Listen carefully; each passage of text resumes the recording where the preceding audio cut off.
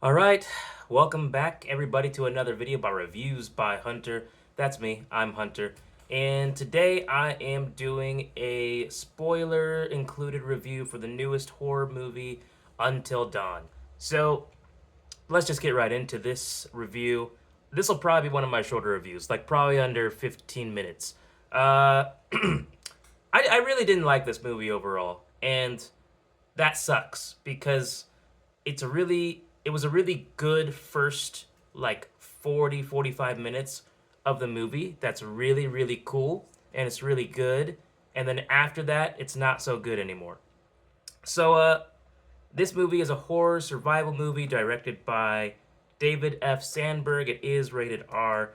So basically, the main character, her name is Clover. She and a group of friends end up at this like mysterious abandoned like house, but they're there because Clover's sister, Mel, had gone missing, so they are trying to find her, right?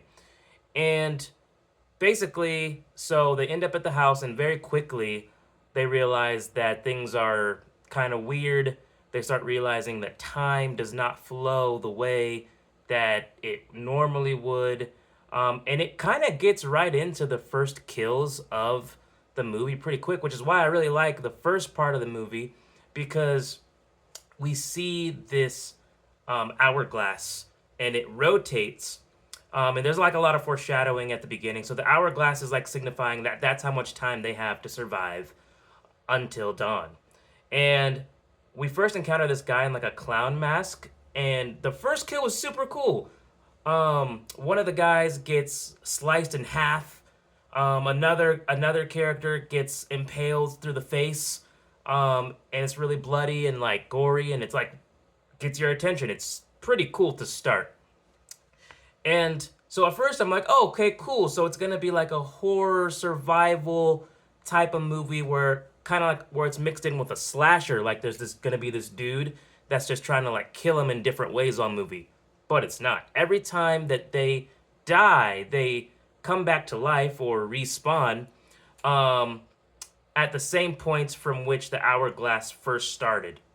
So basically, they keep respawning, and every time they respawn, they remember a little bit about how they died, but not all of it, okay?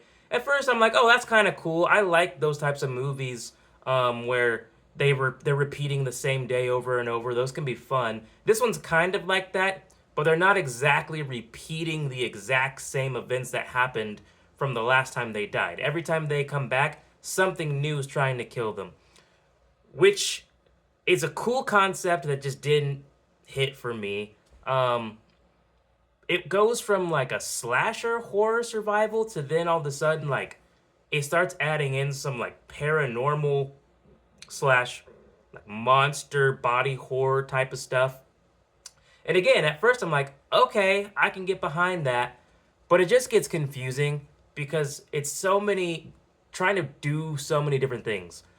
I got confused halfway through this movie where I'm like, is this a slasher? Is this like a paranormal activity thing? Is it a psychological like type of thriller?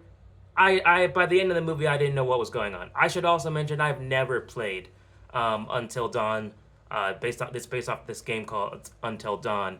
I might ask my friend Silas, who's super into like video games and stuff like that, if he's ever played Until Dawn. Maybe he could tell us if the game is supposed to be a different premise, because I genuinely didn't understand by the end of the movie, man. I didn't get it. The main guy, the bad guy is like this dude who is like conducting experiments on patients, trying to see what will happen to test subjects if they experience intense levels of fear and, well, death over and over again.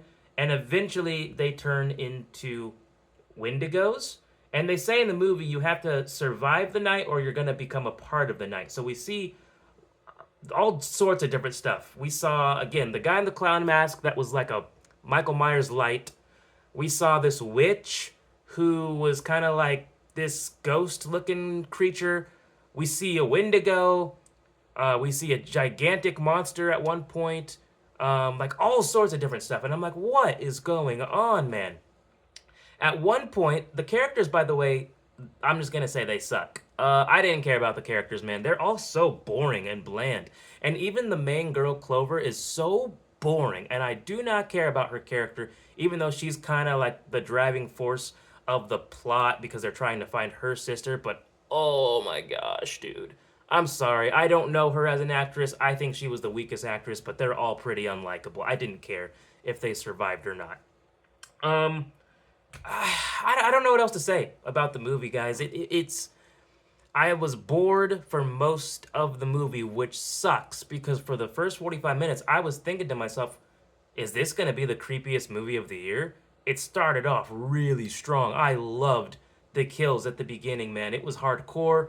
I will say the body horror looks really, really realistic. It was good enough. I lost my appetite to eat the popcorn that I had bought, so there's that.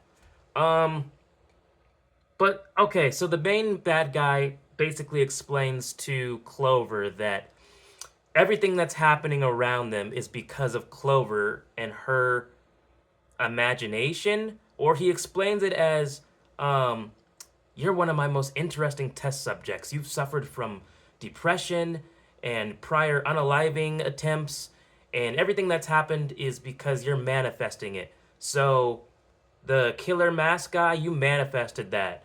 And the witch, you manifested that. It's a symbolism of I forget what he even said. It symbolizes self-destruction. Oh no, the spontaneous combustion. At one point the characters all drink the haunted house water that they shouldn't have drank and they all explode. And then later on he explains that that represented her being self-destructive. Like, man, bro. I didn't like this film very much. And I think it just I think they should have stuck in one lane. Again, I don't know what the game is like. I don't know if the game are they trying to survive mostly from like a slasher or are they trying to survive mostly from like ghosts and like witches? I will say at first it gave me very strong vibes of like this is imagine the worst haunted house you've ever been to, except the scare actors are actually trying to kill you. But when they do kill you, you respawn and have to live it over again, except this time they're going to try and kill you in a different way. But it got to the point, probably in the third act of the film, where. So Clover is now separated from the rest of the group. The rest of the group is. So they're on their last life. They can only respawn so many times. At one point, they're like, how many nights has it been? Turns out it's been like 13 nights, but they're on their last life. It's their last chance to escape this weird haunted house cursed place. And if they die this time, they die for real. So now you don't even get the cool kills because if they kill the character, they're gonna die for good. So now the main cast is trying to escape from, I guess they were trying to escape from some Wendigos. And then Clover's trying to, I don't even know. I got so confused. Clover's trying to find her sister, but she did find her sister. And she kills the monster version of her sister by impaling her. She like tackles her and impales her on a wooden stake. So then her next mission is to try and get to the bottom of who's behind this and blah, blah, blah, blah. And she meets the villain and she ends up getting some of the haunted cursed water into his coffee cup and he explodes. And so they all escape into the sunset. Like no one dies for real, by the way. They all escape. They all live happily ever after. And at the end of the movie, you hear the main villain. You don't see him, but he's whistling off screen. And he has on his security footage. He's got all these different cameras set up. A new van has pulled up of more unsuspecting, I don't even know, teenagers, young adults. I actually don't really know. There's just not much else I can say about this, man. The survival aspect of the movie was cool at first, and then it's like they took the foot off the pedal, man. It was like, do you like really cool creative kills and but it's even cooler because they're gonna respawn, so you're wondering how creative they're gonna get with how they're gonna continue killing the members of the cast. Well, good, because you only get it for like 40 minutes, and then it's gonna kind of suck. And so the movie comes in at a little under 2 hours, but it felt longer because this is one of those movies that's frustrating. I'm like, you had such a good concept.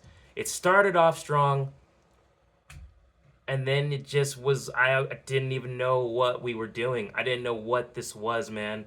And so I don't know if you guys have played the game Until Dawn.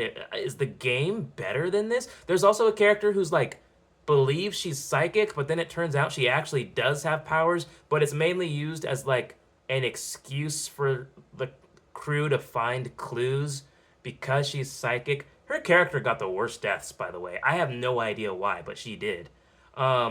She was like tortured as opposed to the rest of the cast just dying. But so when I was thinking of what rating I'd give it, I was thinking like a 6. Rotten Tomatoes has it at a 53%. IMDb has it at a 6 out of 10. And then another thing called Just Watch has it at a 70%. I would give it a solid 6. Maybe even, you know what? No. I'm going to give it a 5.5 out of 10, which is the lowest rating so far on my channel. I give it that rating because you can't have 40 minutes of a movie be good and the rest be boring and confusing and completely different than the first half, which felt like it was promising a really fun movie, and then do whatever you did the last, 2 acts of the film, man. I don't know. This will end up being a forgettable movie probably for me. It really will, which sucks.